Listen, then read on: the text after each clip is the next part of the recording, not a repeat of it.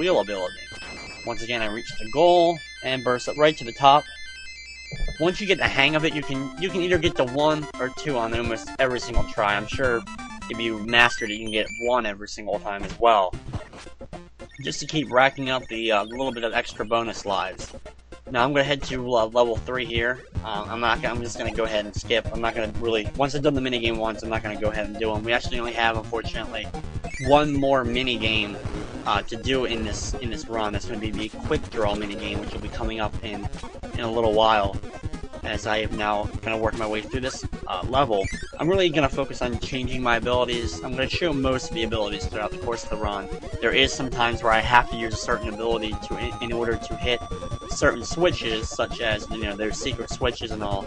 You either need the fireball sometimes or the hammer in order to break certain, harder blocks than just the normal blocks in order to enter certain rooms in certain areas. Another thing is you always, of course, can just inflate yourself to get up to certain areas, so you always have the ability to break certain blocks just in a puff of air, because using certain abilities hinders you from being able to open certain blocks. Now, this is the first time you have to do battle with, the army of Meta Knight, which, of course, Meta Knight is, one of the, friend or foe. You never quite know with Meta Knight whether or not he is a friend, whether or not he's, a good guy, whether or not he's a bad guy.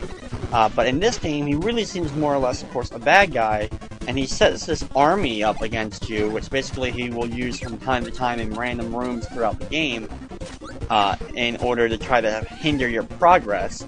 So this is the first time we do battle with the Meta Knight army, and just basically suck in the different enemies and spit them out, and then be able to just go ahead and continue.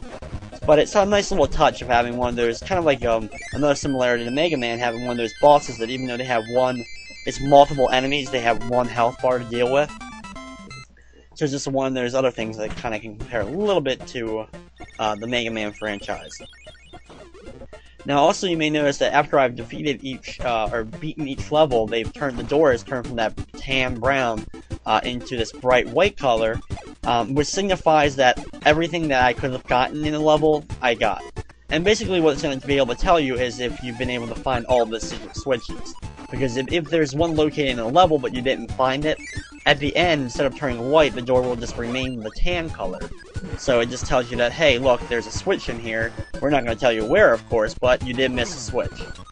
Now here's another one of those mini-bosses. This is like the mouse that looks kind of like an alarm clock that sends out these sound waves at you. And I'm going to use the parasol real quick to take him out. And once he's been taken care of, I'm going to get the mic ability, which I mentioned earlier. I'd shoot out a sound wave, different types of sound waves, that eliminate all the enemies that I see on screen at once. And on bosses, it does a good amount of damage to them, but it's not like an instant kill or anything on bosses, because of being able to use it 3 times instead of just once. Like the crash ability, of course, you're not going to make it be the end-all, be-all in terms of abilities, though it does do a very good amount of damage. And of course, it's very good for just kind of clearing the room of enemies real quickly. As I just complete another level there, try to burst my way up, and Kirby barely hangs on and climbs up to get another extra bonus life. And you can see, not only do we have the 3 dancing Kirbys, we also have a Kirby and a UFO, or a UFO Kirby, whatever you would like to call it, as well. As, of course, the door will now turn to that white color, like I said, and then we'll head over to the next level, level 5 here. I'm going to see how long I actually can hold on to the mic ability, as I'm just going to run through at least a large amount of these areas real quickly, watching out for the cannons. And being able to jump over most enemies, of course, if I get hit once, unfortunately, I lose my ability and have to either regain it real quick or just let it go. So I have to be very careful about getting hit here while I try to keep this ability for as long as possible, as I'm right behind one of the big laser enemies, as well as you can see the little sleepy enemies on the bottom there.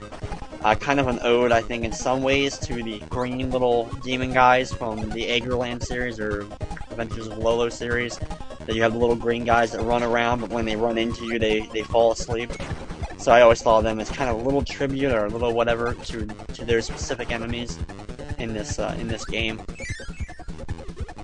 As I'm in another area here, and you see these high jumping enemies. This is the first time I've seen them. I'll more than likely get the high jump ability later on, most likely in one of the boss battles, probably the boss battle of level 4, or World 4.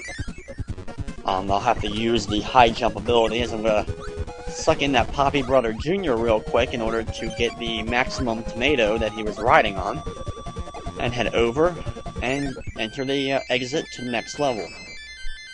Can I get up to the top again? Yeah, there we go. Right up to the top, and I get myself another extra life. Like I said before, you do this a few times, you really master the timing of it. Kind of like a spring, using like a spring jump, or, you know, one of those types of things in various platforming titles that kind of works, you know, pressing A at the exact right moment of the jump gets you boosted a little bit.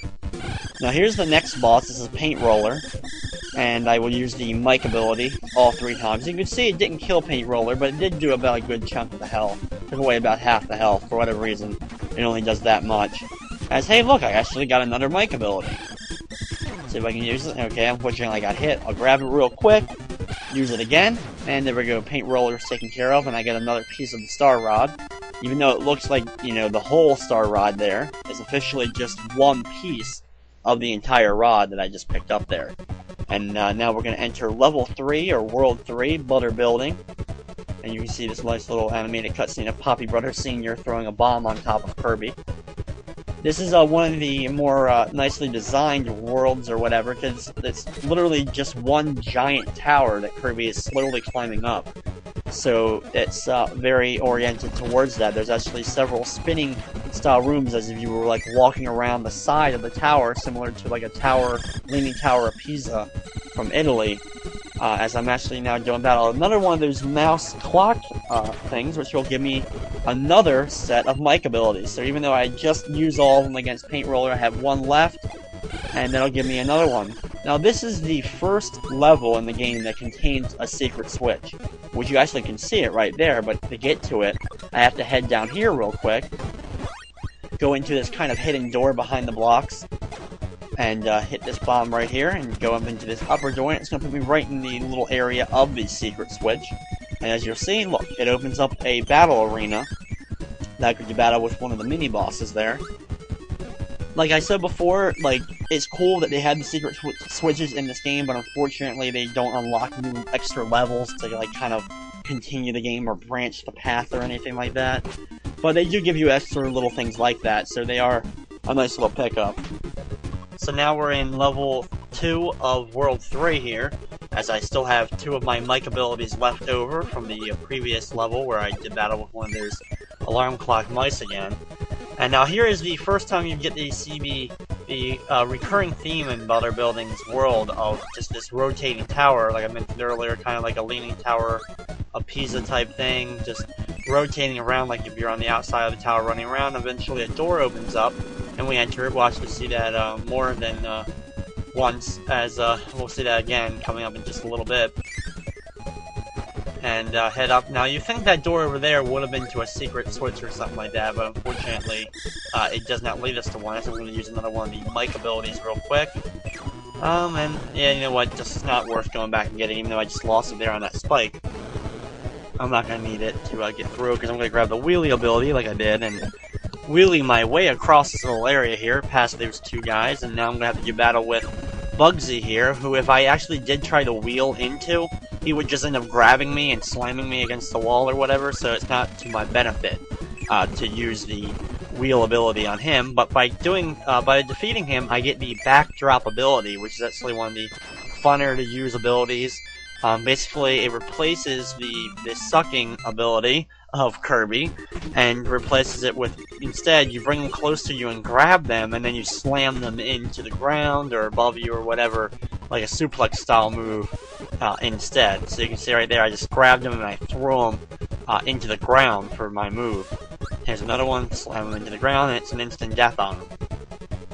Some of the benefits, though, to having a move like Backdrop, as you see another part of the tower level, is that when you have an enemy sucked in and grabbed, you're pretty much invincible. So that any other enemy that runs into you while you're holding that enemy is instantly killed, so that you don't take any damage, and it's kind of like being invincible without having any kind of special item or whatever to be invincible.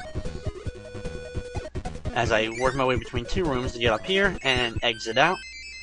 And climb to the top, see how far I can get, as I got to the number 3 here with an extra 2,000 bonus points, you can see on my score on the bottom. And now we're going to head to level 4 Butter Building. As you can see, as we're heading up, the tower is getting a little bit smaller in terms of its width, as we're inching our way closer and closer to the top of the tower, which of course is going to be the location of our next Star Rod piece. And head into this door. And now we have to battle with another one of the Meta Knight army groups. This is another group of the Meta Knight minions. And I'm going to have the backdrop ability against them, so I'm just going to go ahead and slam a whole bunch of them, comically kind of, to the ground. Throw one down there. Should have waited a second, I could have thrown that other one into them. Jump up real quick, grab the last one, slam them down, and now head into the next door. Get past these enemies real quick. To the next door, and now I'm going to ride the wind, the cloud, this high rising wind real quickly to get to the top of